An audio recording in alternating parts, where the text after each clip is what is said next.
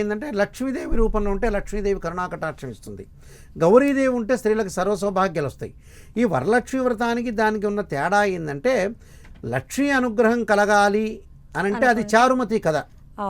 అంటే చారుమతి దేవి ఎలా ఉంది అంటే అత్తమామలు ఎలా చూసింది, మరి లక్ష్మీదేవి ఎలా వచ్చింది, ఎంత దరిద్ర బాధతో ఉంటే లక్ష్మీదేవి యొక్క కరుణాకటాక్షం వచ్చిందని అంటే సకల సిరి సంపదలు కలగటానికి వరలక్ష్మి వ్రతం, స్త్రీలకి సర్వసౌభాగ్యాలన్నీ కూడా కలగటానికి మంగళగౌరి వ్రతం.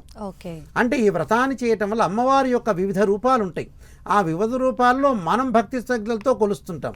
కొలవటం వల్ల ఏంటంటే మనకు అన్నీ కూడా అనుకూలంగా జరిగే అవకాశం ఉంటుంది. కాబట్టి మంగళకరమైన వ్రతమే కాబట్టి మంగళగౌరి వ్రతం అన్నారు. అంటే గౌరీదేవిని మంగళకరంగా చూడాలి, మనకి మంగళం జరగాలంటే శుభం జరగాలి. శుభం జరగాలంటే ఏంటంటే అమ్మవారిని చక్కగా భక్తి శ్రద్ధలతో కొలిస్తే మనకి మంచి సుఫలితాలు జరిగే అవకాశం ఖచ్చితంగా ఉంటాయమ్మ.